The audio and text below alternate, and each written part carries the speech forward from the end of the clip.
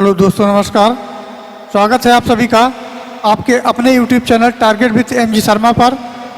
तो दोस्तों, आज के सेशन में हम हिंदी का practice set 8 youth competition times book से लिए गए सेट को सॉल्व करवाने जा रहे हैं। सेशन की शुरुआत इस मोटिवेशन के साथ करते हैं। लहरों से डरकर नौका पार नहीं होती, लहरों से डरकर नौका पार नहीं होती, हिम्मत करने वालों की कभी हार नहीं होती। नन्ही चींटी जब दाना लेकर चलती है, नन्ही चींटी जब दाना लेकर चलती है, चढ़ती दीवारों पर 100 बार फिसलती है। मन का विश्वास रगों में साहस भरता है, मन का विश्वास रगों में साहस भरता है। चढ़कर गिरना, गिरकर चढ़ना ना अखरता है। आखिर उसकी मेहनत बेकार नहीं होती, कोशिश करने वालों की कभी हार नहीं होती।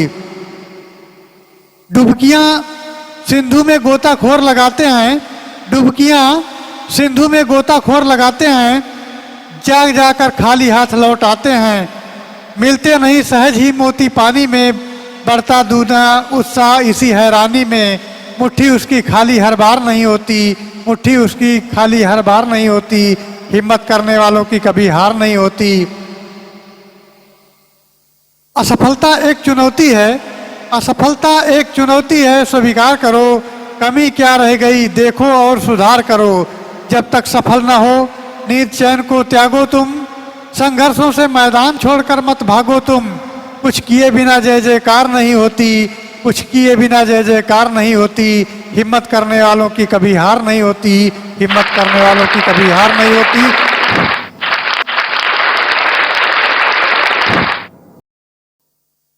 तो दोस्तों, आज के सेशन की शुरुआत करते हैं। हमारा पहला क्वेश्चन है, हिंदी परिज्ञान और लेखन योग्यता से लेकर के है, और आज का सेशन है प्रैक्टिस सेट 8। तो चलिए गद्यांश से शुरू किए गए इस प्रश्न को पहले गद्यांश पढ़ लेते हैं। गद्यांश है, उसके बाद में 1 से 5 तक के प्रश्नों का उत्तर इसी के माध्यम से दिया गया है। तो सबसे पहले गद्यांश को देख लेते हैं। हमारी हिंदी सजीव भाषा है, आरंभ से ही ये गतिमान रही है। इसी कारण इसमें अरबी, फारसी आदि के संपर्क में आकर इनके तो शब्द ग्रहण किए ही हैं, अब अंग्रेजी के भी शब्द ग्रहण करती जा रही है। इस दोष नहीं गुण ही समझना चाहिए, यानी इसे दोष ही नहीं गुण समझना चाहिए, क्योंकि अपनी इस ग्रहण शक्ति से हिंदी अपनी वृद्धि कर रही है, ह्रास नहीं कर रही है। ज्यों ज्यों इसका प्रचार बढ़ेगा क्यों तो इसमें नए शब्दों का आगमन होता जाएगा। हमें तो केवल इस बात का ध्यान रखना है कि सम्मिश्रण के कारण हमारी भाषा अपने स्वरूप को तो नष्ट नहीं कर रही है, कहीं अन्य भाषाओं के बेमेल शब्दों के मिश्रण से अपना रूप तो विकृत नहीं कर रही है। तो चलिए पहले प्रश्न को गद्यांश के हिसाब से देखते हैं। तो हमारा पहला प्रश्न है, सजीव भाषा का अर्थ क्या है? मनुष्य की भाषा, जीव की भाषा, ठहरी भाषा या गतिमान भाषा? तो मित्रों, हमारा पहला जो आंसर हो जाएगा ये हो जाएगा ऑप्शन डी, गतिमान भाषा। ऑप्शन डी, गतिमान भाषा इसका सही आंसर होगा। मित्रों, ये ध्यान रहे कि हमें गद्यांश के आधार पर ही प्रश्नों के उत्तर देने हैं। चलिए अगला प्रश्न देखते हैं। प्रश्न संख्या 2, शब्द ग्रहण दोष क्यों नहीं है, गुण कैसे है?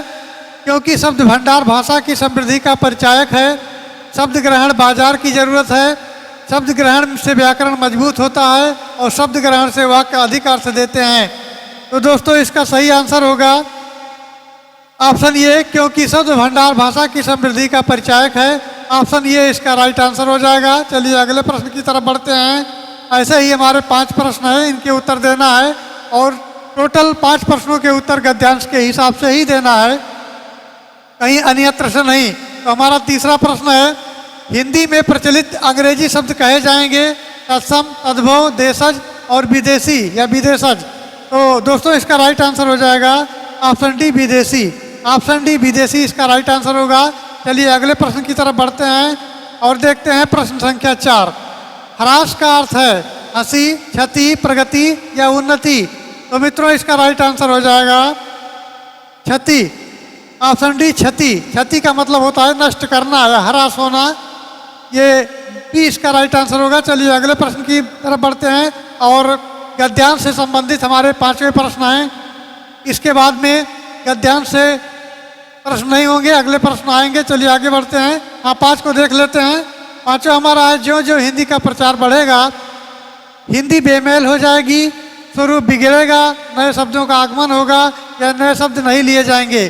तो दोस्तों इसका सही आंसर हो जाएगा ऑप्शन सी, नए शब्दों का आगमन होगा, यानी नए शब्दों का आगमन होगा। ऑप्शन सी राइट आंसर होगा। चलिए अगले प्रश्न पर चलते हैं। हमारा अगला प्रश्न है प्रश्न संख्या 6। हाड़ौती बोली है पश्चिमी राजस्थान की, पूर्वी राजस्थान की, दक्षिणी राजस्थान की या उत्तरी राजस्थान की। तो दोस्तों इसका सही आंसर हो जाएगा ऑप्शन बी, पूर्वी राजस्थान की। पूर्वी राजस्थान और साथ बी राइट आंसर होगा।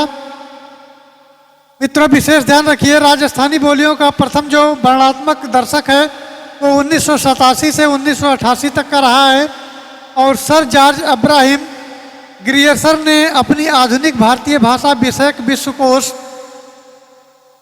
जिसको कहते हैं लिंग्विस्टिक सर्वे ऑफ इंडिया, के 2 खंडों में प्रकाशित किया था। यहाँ के भाषा के लिए राजस्थानी शब्द का प्रयोग भी पहली बार किया और राजस्थानी भाषा की 4 उपशाखाएं भी बताई हैं इन्होंने। पहला है पश्चिमी राजस्थान, जिसमें मारवाड़ी, मेवाड़ी, बागड़ी और शेखावटी आते हैं। पहला हमारा है पश्चिमी राजस्थान। और पश्चिमी राजस्थान के तहत मारवाड़ी, मेवाड़ी, बागड़ी और शेखावटी इसके अंतर्गत आते हैं। फिर हमारा दूसरा है पूर्वी राजस्थान। इस पूर्वी राजस्थान के तहत ढूंढाड़ी, हाड़ौती और जयपुरी ये आते हैं। और तीसरा है दक्षिणी राजस्थान। तो दक्षिणी राजस्थान के अंतर्गत मालवी और निमाड़ी आते हैं। और चौथा है उत्तरी राजस्थान, इसके अंतर्गत मेवाती और अहिरवाटी आते हैं। फिलहाल हमारे प्रश्न का जो आंसर होगा ऑप्शन बी राइट आंसर होगा। ऑप्शन बी यानी पूर्वी राजस्थान की। चलिए अगले प्रश्न पर बढ़ते हैं और हमारा अगला प्रश्न है 7वां प्रश्न देखते हैं। शक्तिशाली, दयालु, शांत, धीर और योद्धा नायक के लिए एक शब्द है। धीर दलित, धीरोदत्त, धीरोदात्त और इनमें से कोई नहीं। तो इसका सही उत्तर हो जाएगा ऑप्शन सी, धीरोदात्त। धीरोदात्त इसका राइट आंसर होगा। और सदा प्रसन्न रहने वाले कला प्रेमी नायिका को धीर, ललित या शक्तिशाली, दयालु, शांत, धीर योद्धा नायक को धीरोदात्त कहा जाता है। इसके अतिरिक्त जो अत्यधिक चंचल और दुष्ट होते हैं तथा अपनी प्रशंसा करने वाला नायक हो उसे धीरोदात्त कहा जाता है। चलिए आगे बढ़ते हैं। हमारा अगला प्रश्न है प्रश्न संख्या 8। हिंदी शब्दकोश में छ का क्रम किस वर्ण के बाद आता है? का, छा, त्रा और ज्ञा। तो मित्रों इसका राइट आंसर हो जाएगा ये वर्ण का और सा से मिलकर बना हुआ है। हिंदी शब्दकोश में छ का क्रम का और का वर्ण के बाद आता है। यह एक संयुक्त व्यंजन है जो का और सा के योग से मिलकर बना हुआ है। चलिए आगे बढ़ते हैं। हमारा अगला प्रश्न है प्रश्न संख्या 9। कन्नड़ का संबंध किस भाषा परिवार से है? आर्य भाषा परिवार, द्रविड़ भाषा परिवार, देव भाषा परिवार या भारोपीय भाषा परिवार। तो मित्रों इसका राइट आंसर हो जाएगा ऑप्शन बी, द्रविड़ भाषा परिवार। ऑप्शन बी इसका राइट आंसर हो जाएगा। कन्नड़ का संबंध द्रविड़ भाषा परिवार से है और तमिल, तेलुगु, कन्नड़, मलयालम आदि जो है द्रविड़ भाषा परिवार की भाषाएं हैं। और इसके अतिरिक्त भारोपीय भाषा परिवार के अंतर्गत संस्कृत, पाली, प्राकृत, अपभ्रंश, हिंदी, उड़िया, बंगाली, पंजाबी आदि ये सभी भाषाएं इसी के अंतर्गत आती हैं। चलिए आगे बढ़ते हैं। हमारा अगला प्रश्न है प्रश्न संख्या 10। 10 को देख लेते हैं। समास बताइए भरपेट। अव्ययी भाव समास, द्वंद्व समास, तत्पुरुष समास या बहुब्रीहि समास। तो दोस्तों इसका राइट आंसर हो जाएगा अव्ययी भाव समास। इसका राइट आंसर हो जाएगा ऑप्शन ए, अव्ययी भाव समास। भरपेट का समास विग्रह भर और डैश पेट होता है। इस तरह भर और डैश पेट लिखा जाता है। इस क्रम में अव्ययी भाव समास है। अव्ययी भाव समास में पूर्व पद अव्यय होता है और यही प्रधान होता है। समस्त पद अव्यय की भांति काम करता है। द्वंद्व समास में दोनों पद प्रधान होते हैं ये भी हमारा दिया गया है द्वंद्व समास। तो द्वंद्व समास में दोनों पद प्रधान होते हैं और या अथवा का लोप पाया जाता है। इसके उदाहरण है सीताराम। सीताराम में सीता और राम, पाप पुण्य में ये डैश का लोप हो जाता है। पाप और पुण्य, रात दिन का रात और दिन। और एक चीज़ ये विशेष ध्यान रखना कि इसमें अपोजिट भी होता है, जैसे रात का दिन पाप का पुण्य, सीता का राम, तो ये अपोजिट वर्ड भी पाए जाएंगे। और अगर ऐसे शब्द आपको मिलते हैं कि एक अपोजिट है एक वर्ड है, तो दोनों मिला करके वो आपका द्वंद्व समास ही हो जाएगा। तो इसका राइट आंसर हो जाएगा ऑप्शन ये, अव्ययीभाव समास। चलिए आगे बढ़ते हैं। हमारा अगला प्रश्न है प्रश्न संख्या 11। मुद्री का तत्सम रूप है मुद्री, मुंद्री, मुद्रिका या मुद्रिका। तो इसका जो सही उत्तर होगा वो होगा मुद्री शब्द तत्सम रूप है मुद्रिका। यह अन्य तीनों विकल्पों से भिन्न है, अर्थात डी इसका राइट आंसर होगा। चलिए आगे बढ़ते हैं। हमारा अगला प्रश्न है प्रश्न संख्या 12। बेमेल शब्द को चिन्हित कीजिए। घर, प्रियजन, परिवार या बच्चे। तो इसका जो सही उत्तर हो जाएगा वो घर अलग हो जाएगा, बेमेल का सही चुनाव करना है। प्रियजन, बच्चे और परिवार सब एक ही श्रेणी में आते हैं, लेकिन घर अलग हो जाता है। तो इसका जो सही उत्तर होगा वो होगा ऑप्शन ये, घर। चलिए आगे बढ़ते हैं। हमारा अगला प्रश्न है प्रश्न संख्या 13। इस छंद का प्रथम व अंतिम शब्द एक सा होता है, कुंडलिया, रोला, दोहा या सोरठा। तो इसका जो सही उत्तर हो जाएगा वो हो जाएगा कुंडलिया, ऑप्शन ये कुंडलिया हो जाएगा। और मित्रों, कुंडलिया छंद का प्रथम और अंतिम शब्द एक सा होता है। इसमें कुल 6 चरण होते हैं। कितने चरण होते हैं? 6 चरण होते हैं, जिसमें 2 चरण दोहा के और शेष 4 चरण जो होते हैं रोला के होते हैं। और इसके अतिरिक्त रोला छंद के 4 चरण होते हैं। प्रत्येक चरण में 11 से 13 के विराम से 24 मात्राएं होती हैं। दोहा छंद अर्ध सममात्रिक छंद है। इसके प्रथम और तीसरे चरण में 13-13 मात्राएं और दूसरे और चौथे चरण में 11-11 मात्राएं होती हैं। सोरठा छंद जो है दोहे का उल्टा होता है, यानी दोहा उल्टा होता है सोरठे का और सोरठा उल्टा होता है दोहे का। तो सोरठे का उल्टा दोहा। इसके प्रथम और तृतीय चरण में 11-11 और दूसरे और चौथे चरण में 13-13 मात्राएं होगी। तो सब प्रथम देख लेते हैं। सबसे पहले दोहा।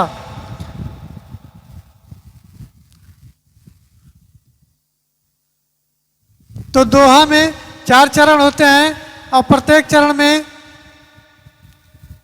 प्रथम और तृतीय चरण में 13-13 और द्वितीय और चतुर्थ चरण में 11-11 मात्राएं होती हैं। जबकि सोरठा इसका उल्टा होता है, उसमें प्रथम और तृतीय में 11-11 और द्वितीय और चतुर्थ में 13-13 मात्राएं होती हैं। चलिए आगे बढ़ते हैं।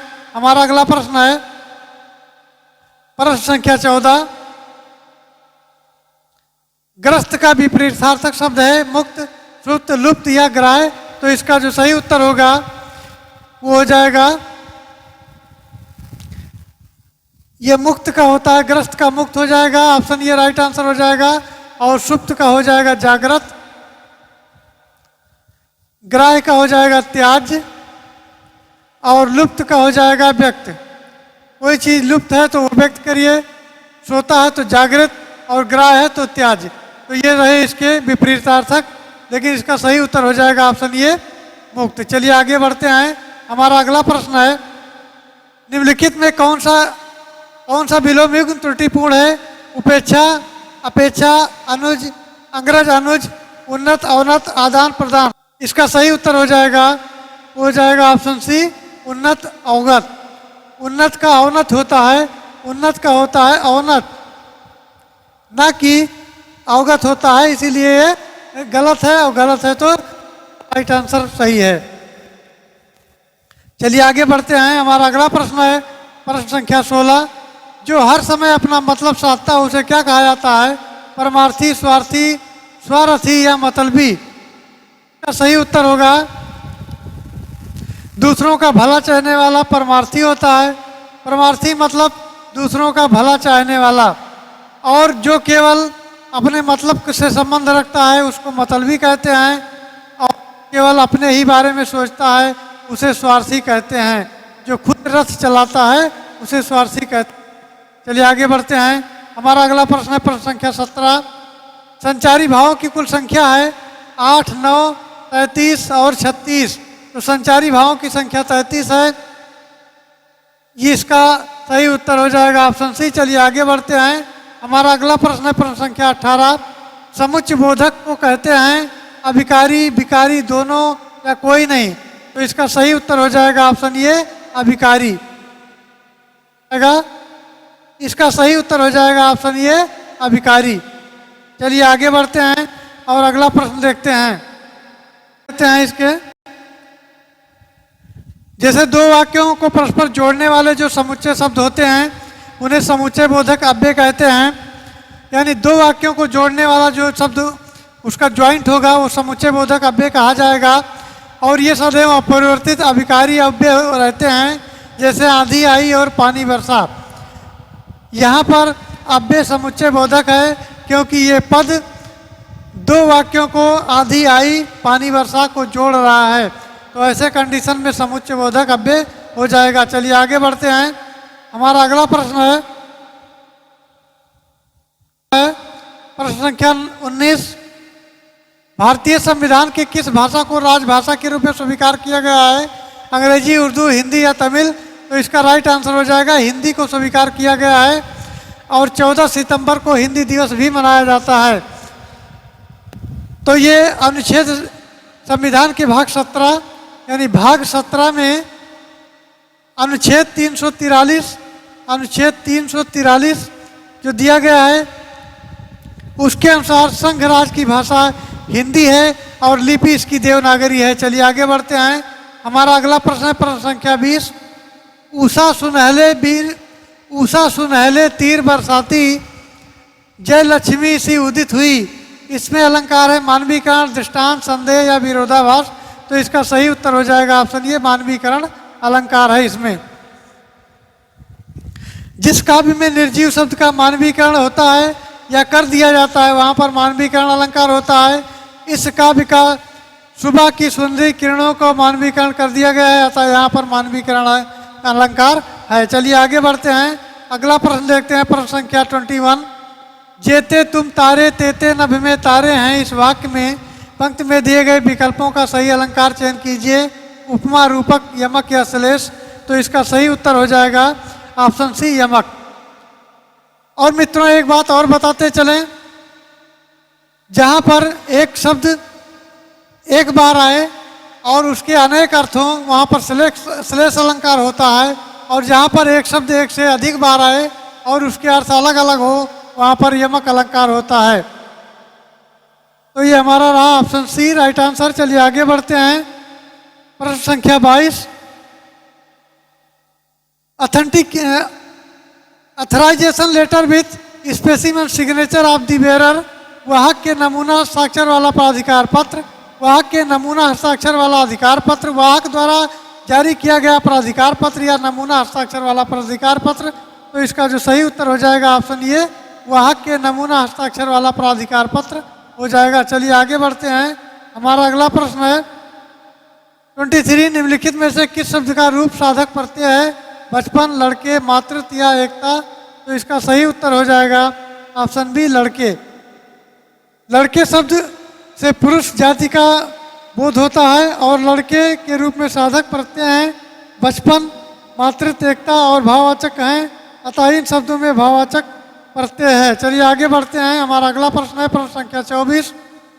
त्रुटि वाले वाक्यांश को चुनें और उसके अनुरूप ये बी सी पर चिन्ह लगाएं। यदि वाक्य त्रुटिहीन है तो उस पर चिन्ह लगाएं। तो मित्रों इसका जो सही उत्तर हो जाएगा ऑप्शन ये हमारी दुधशाला में शुद्ध गाय का घी बिकता है। यानी गाय हमारी दुधशाला में शुद्ध गाय का, शुद्ध गाय नहीं होती है, शुद्ध होता है घी, अर्थात हमारी दुधशाला में शुद्ध गाय का घी बिकता है। ये गलत है, बाकी सारे सही हैं। मिलावट सिद्ध करने पर 5000 रुपये का पुरस्कार प्राप्त करने पर कोई त्रुटि नहीं, ये सारे ऑप्शन सही हैं, लेकिन ये गलत है, इसीलिए ये सही है। चलिए आगे बढ़ते हैं। हमारा अगला प्रश्न है प्रश्न संख्या 25। पति पत्नी के झगड़े का क्या हेतु क्या हो सकता है? इस वाक्य में शुद्ध रूप लिखिए। पति पत्नी के झगड़े का हेतु क्या हो सकता है? पति पत्नी के झगड़े हेतु क्या है? पति पत्नी झगड़ों का कारण क्या हो सकता है? या पति और पत्नी के झगड़े हेतु क्या हो सकता है? तो मित्रों, इसका जो सही उत्तर हो जाएगा वो होगा ऑप्शन सी, पति पत्नी के झगड़े का क्या कारण हो सकता है। ऑप्शन सी इसका राइट आंसर होगा। चलिए आगे बढ़ते हैं। हमारा अगला प्रश्न है प्रश्न संख्या 26। इसका राइट आंसर हो जाएगा आ धन सु। असुरक्षित में आ धन सु, इसका सही उत्तर हो जाएगा ऑप्शन सी आ धन सु, इसका उपसर्ग है। चलिए आगे बढ़ते हैं और अगला प्रश्न देखते हैं। प्रश्न संख्या 27। पढ़े फारसी बेचे तेल ये देखो कुदरत का खेल। शिक्षित बेरोजगार बेकार रहना, योग्यता होते हुए भी व्यवस्था के कारण निम्न स्तर का कार्य करना, विद्या का अपमान करना। फारसी पढ़े लोगों को प्रायः तेल बेचना पड़ता है। तो इसका जो सही उत्तर हो जाएगा वो होगा पढ़े फारसी बेचे तेल ये देखो कुदरत का खेल, क्योंकि लोकोक्ति का अर्थ सही है और योग्यता होते हुए भी व्यवस्था के कारण निम्न कार्य लोग कर रहे हैं। चलिए आगे बढ़ते हैं। हमारा अगला प्रश्न है प्रश्न संख्या 28। इंद्र का पर्यायवाची शब्द है भूपेंद्र, शक, सुरपत या पर्वतार। तो इसका जो सही उत्तर हो जाएगा वो होगा ऑप्शन ए भूपेंद्र। चलिए आगे बढ़ते हैं। हमारा अगला प्रश्न है प्रश्न संख्या 29। निम्नलिखित में से कौन विसर्ग संधि है? निरंतर, दिग्गज, जगदीश या महिष। तो निर्धन अंतर निधन अंतर बराबर निरंतर, यानी निधन अंतर बराबर निरंतर, ये हो जाएगा विसर्ग संधि।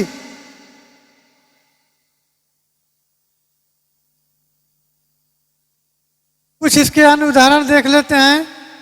विसर्ग संधि के अनुसार यदि विसर्ग के पहले आ बड़ा या अथवा कोई दूसरा स्वर हो तो आ उ या तीसरा चौथा वर्ण या रा ला हुआ में से कोई एक विसर्ग रा हो जाता है। जैसे निधन अंतर, ये तो हो ही गया। निधन आशा बराबर निराशा, निधन आशा बराबर हो जाएगा निराशा। इसके बाद अगला उदाहरण देखते हैं। अगला उदाहरण हमारा है निधन आशा हो गया, दुधन बल बराबर दुर्बल। नेक्स्ट है दुधन बल बराबर दुर्बल। चलिए अगला बढ़ते हैं। हमारा अगला उदाहरण है दुधन उपयोग, दुधन उपयोग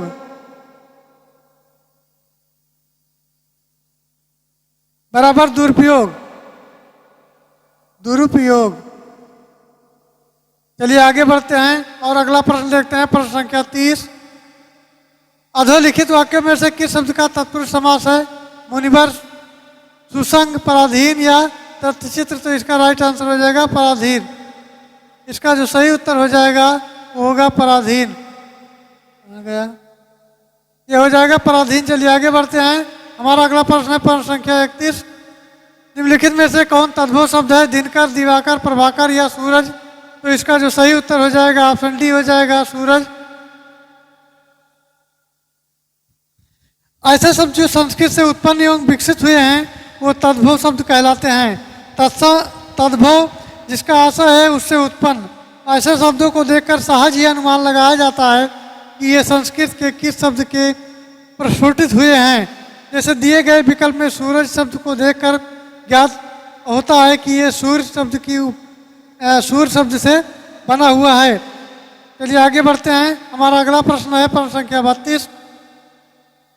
और अनवीक्षा का सदी विच्छेद है अनवीक्षा, अनवीक्षा, अनुईशा या अनुईशा। तो इसका जो सही उत्तर हो जाएगा वो होगा ऑप्शन सी अनुधन ईसा। अनुधन इसका राइट आंसर हो जाएगा। ये यण स्वर संधि का उदाहरण है। जब ई उ री के बाद कोई आसमान स्वर आए तो ई या और उ व और री और रा हो जाता है। जैसे जैसे आवश्यक, अत्यावश्यक, मनुधन, अनुधन, अय, अन्वय। तो इसका राइट आंसर हो जाएगा। चलिए आगे बढ़ते हैं। अनुवीक्षा सही आंसर होगा। चलिए आगे बढ़ते हैं। हमारा अगला प्रश्न है प्रश्न संख्या 33। रिक्त स्थान हेतु दिए गए विकल्पों का उचित विकल्प चुनिए। रामू की इसलिए हुई क्योंकि वो अधिक बुद्धिमान है। तो इसमें भरना है। सबसे पहले तो देख लेते हैं इसका जो राइट आंसर होगा ऑप्शन सी होगा। रामू की उपेक्षा केवल इसलिए हुई क्योंकि राजीव उसकी अपेक्षा अधिक था। तो पहले में उपेक्षा, दूसरे में अपेक्षा। चलिए आगे बढ़ते हैं। हमारा अगला प्रश्न है प्रश्न संख्या 34। अनेकार्थी शब्द अब्ज के गलत विकल्प का चयन कीजिए। शंख, चंद्रमा, मेष या कपूर। तो इसका जो सही उत्तर हो जाएगा वो होगा ऑप्शन सी।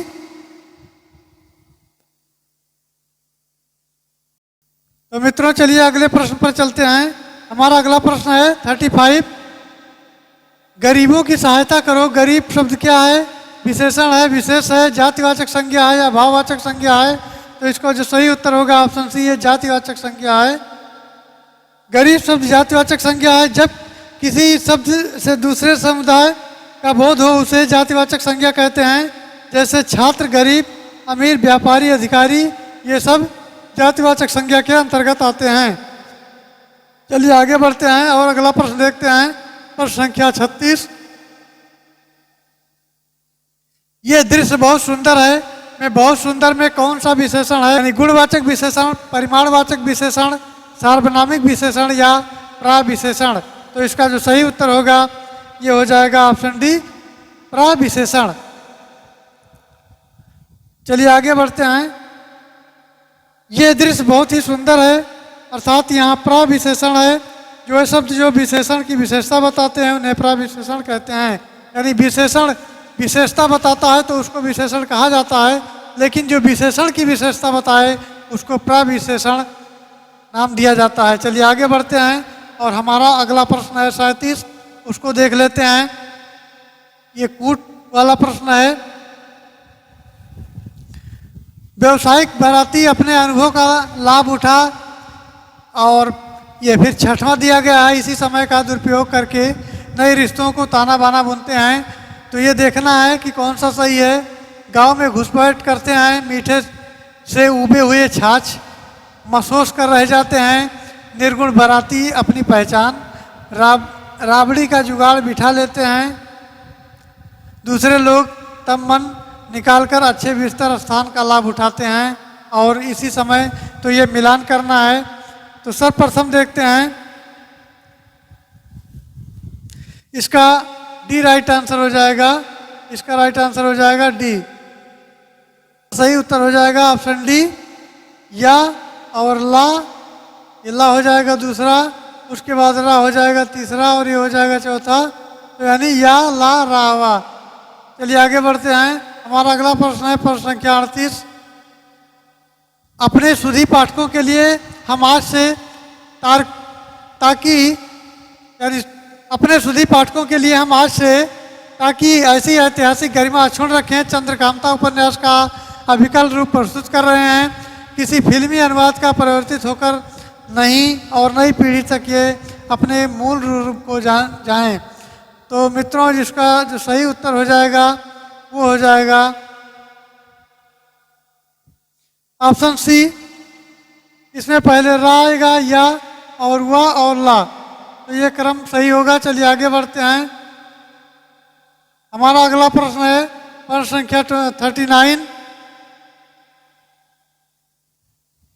मीनाक्षी का अर्थ क्या होता है? मोरनी, मछली की तरह गोल आंख वाली, यमुना नदी या पूनम की चांदनी। तो इसका जो सही उत्तर होगा ऑप्शन बी होगा, मछली की तरह गोल आंखों वाली। ये राइट आंसर होगा और बहुत बार परीक्षाओं में पूछा भी गया है। चलिए आगे बढ़ते हैं। हमारा अगला प्रश्न है 40। सदा एक वचन में प्रयुक्त होने वाला शब्द है पौधा, पुस्तक, सहायता, लड़का। तो इसका राइट आंसर हो जाएगा, ये हो जाएगा ऑप्शन सी, सहायता। सहायता हमेशा एक वचन में प्रयुक्त होता है, जबकि पौधा, पुस्तक, लड़का, लड़के, वचन, कारक, कारण आदि ये सब बहुवचन में होते हैं। और जैसे पौधा, पौधे, पुस्तक, पुस्तकें, लड़का, लड़के आदि। चलिए आगे बढ़ते हैं। हमारा अगला प्रश्न है प्रश्न संख्या 41। महान व्यक्तियों में भौतिक वस्तुओं के प्रति पाई जाती हैं वाक्य के रिक्त स्थान की पूर्ति के लिए उपयुक्त शब्द छांटना है। निर्लिप्तता, लिप्तता, निकटता या निपटता। तो इसका जो सही उत्तर हो जाएगा वो हो जाएगा ऑप्शन ए निर्लिप्तता। ऑप्शन ए राइट आंसर हो जाएगा निर्लिप्तता। चलिए आगे बढ़ते हैं। हमारा अगला प्रश्न है 42। जगत जनायो जिम सकल सो हर जानो नाय, जो अखियन सब देखियो आंख न देखी जाए। उक्त दृष्टांत उदाहरण दृष्टांत उपमा और प्रतिवस्तु उपमा। तो इसका सही उत्तर हो जाएगा, सही उत्तर हो जाएगा बी हो जाएगा उदाहरण। जगत जानो जिम सरल हो हरि ताजो नहीं, जो अखन सबे रखिए आंख न दे देखी जाए। उक्त दोहे में उदाहरण अलंकार है और उदाहरण अलंकार वो अलंकार होता है जहाँ पर कोई बात कहकर उससे मिलती हुई जुलती बात पर दृष्टांत दिया जाए, लेकिन समानता किसी शब्द द्वारा प्रकट नहीं हो जाती है, वहाँ पर दृष्टांत अलंकार होता है। यानी समानता किसी शब्द के द्वारा प्रकट ना हो, वहाँ दृष्टांत अलंकार होता है। चलिए आगे बढ़ते हैं। हमारा अगला प्रश्न है प्रश्न संख्या 43। उसने उसे छल से पराजित किया, में छल में कौन सा कारक है? छल से पराजित किया, कर्ता करण अपादान या कर्म। तो इसका जो सही उत्तर हो जाएगा वो करण होगा।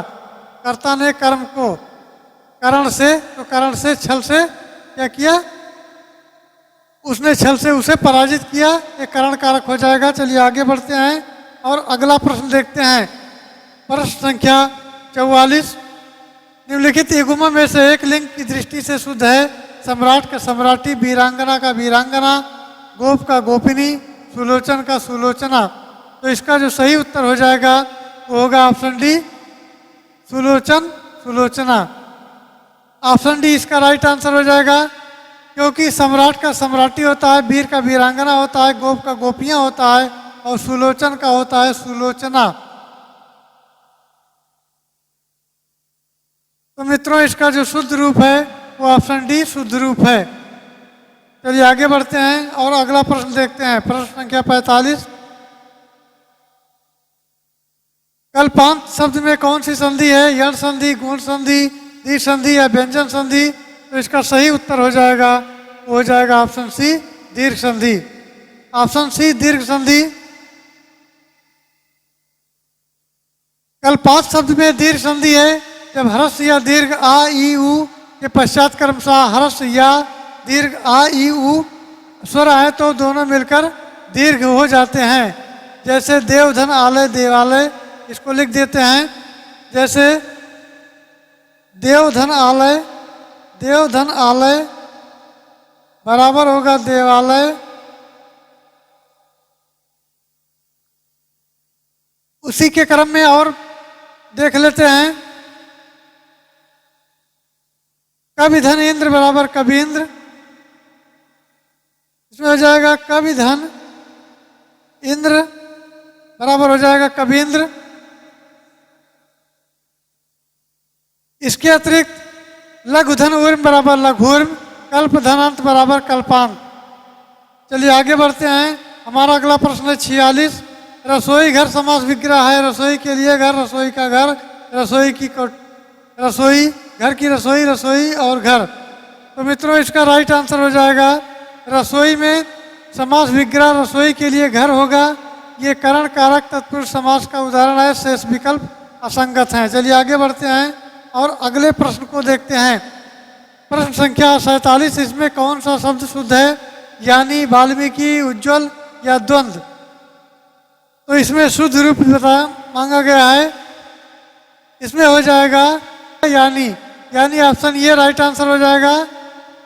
Option A is right answer. चलिए आगे बढ़ते हैं और अगले प्रश्न को देखते हैं।